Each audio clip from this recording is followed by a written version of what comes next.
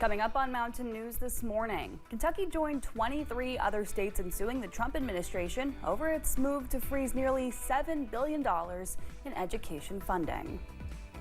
And Kentucky lawmakers received an update on a bill impacting diversity, equity, and inclusion on college and university campuses.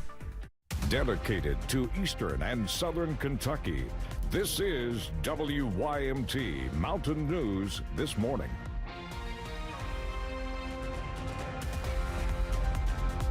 Good morning. Happy Wednesday to you, Mountain family. I'm Amelia Lee here with you on this July 16th. We're just about at 5 o'clock this morning, and it is time to check on in with meteorologist Jim Caldwell for a look at that forecast this morning. Jim.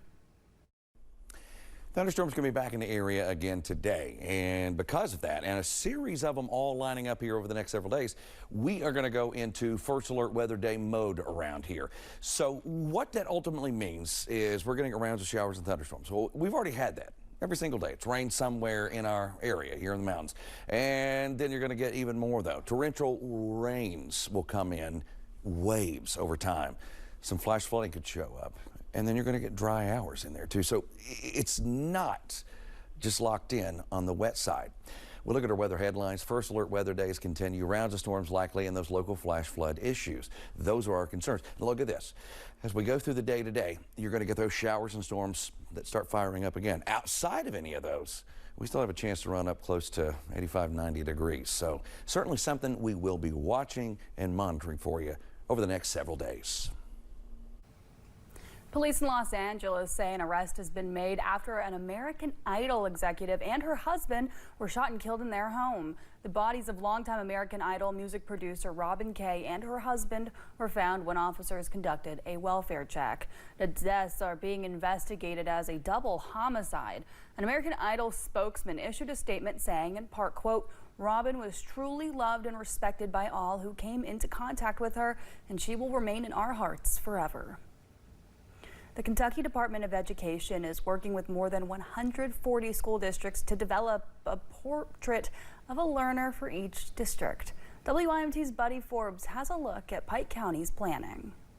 Kids are graduating with diplomas, but there's still gaps, right? There's still missing pieces. Professionals say the one-size-fits-all approach does not always work when educating young minds. Over 140 districts in Kentucky have a portrait of a learner, but they're all unique to individual communities. So the Kentucky Department of Education is working on its United We Learn vision by hosting workshops that bring families, teachers, community members, and more to the table. We're just collaborating, trying to come up with the portrait of a learner, what skills we want our students to possess when they leave us. Saying it is not just about preparing students to leave the school system, but addressing what they should know and who they can be from day to day and year to year. Looking at communication, critical thinking, engagement, empowerment, and more. Well, we value the input from all of our stakeholders, and to get buy-in from everyone, we want them to be part of this process because then it feels like a shared vision for all. Making sure students are also invited to the table to decide what they believe the focuses should be and reflect on how the portrait resonates with a young audience. Their opinion and their voice matters because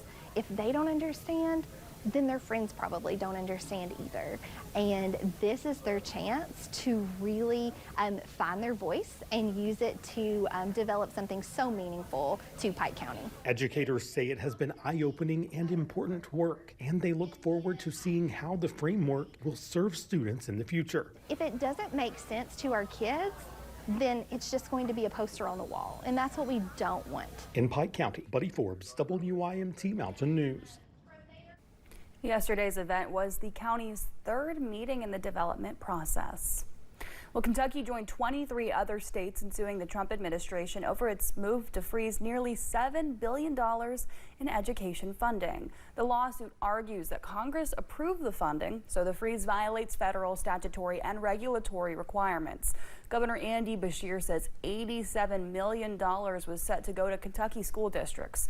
The lawsuit also claims states approved the funding prior to the freeze. Governor Beshear released a statement commenting on the lawsuit, saying in part, quote, "Our kids and our future depend on a strong education, and these funds are essential to making sure our kids succeed."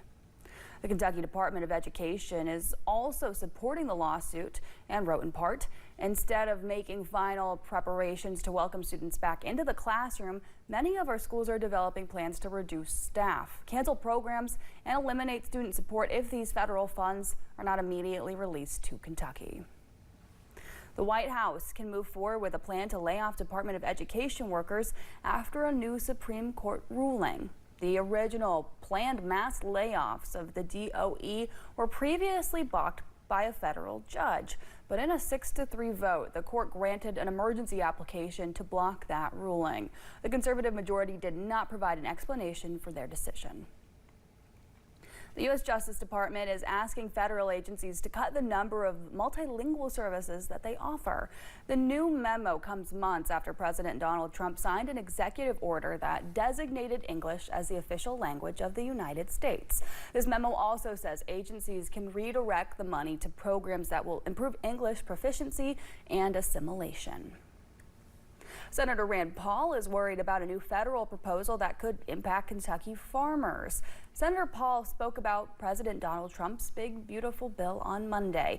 It includes provisions related to the federal farm bill. On the table right now in this farm bill is a move to make hemp-derived cannabinoid products containing quantifiable amounts of THC illegal. Senator Paul says Kentucky's hemp industry would be greatly impacted by this legislation. I'm very, very worried about the hemp industry. The current language in the Farm Bill would kill the hemp industry. And this is a billion-dollar industry. Kentucky's got some of it. It's lawful, it's legal, it's selling things that are useful and the public want. And I'm for the hemp industry, and I will do everything I can to try to keep that language out of the Farm Bill. Senator Paul says he still maintains a good working relationship with the president despite their differences. Governor Beshear says the state's medical cannabis program reached another milestone. Armory Kentucky LLC in Mayfield introduced the first medical cannabis inventory in Kentucky history. The governor says more licenses, processors, and testing labs are expected to begin operating in the coming weeks. To date, the governor's office says the state has licensed 81 businesses and registered more than 400 medical cannabis practitioners. The ACLU of Kentucky is asking a judge to stop a new law that prevents Kentucky inmates from receiving gender-affirming care. This lawsuit, filed by a transgender inmate named Madeline Markham, claims that the state has denied her access to hormone therapy.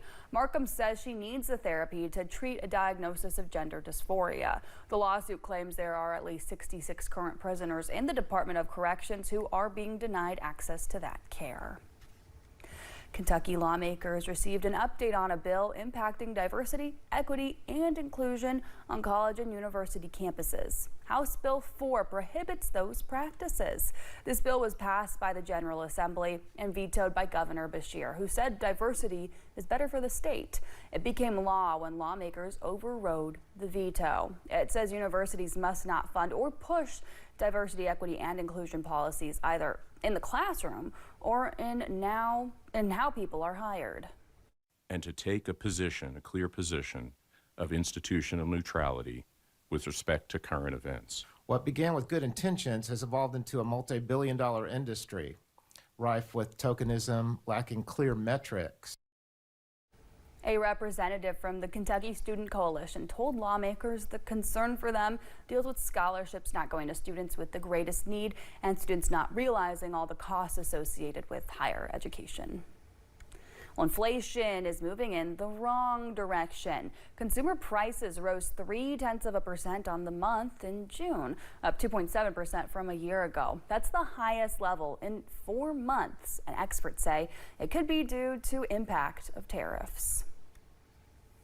Well, a group of lawmakers say the U.S. needs to shift away from police as a way to lower crime rates. Members of Congress held a news conference on Capitol Hill Tuesday alongside several advocacy groups, including Moms Rising. The lawmakers say the United States has too high of an incarceration rate despite still having high levels of crime. They argue the system punishes minorities and say an evidence-informed approach should prioritize care, connection, and prevention over punishment, control, and isolation.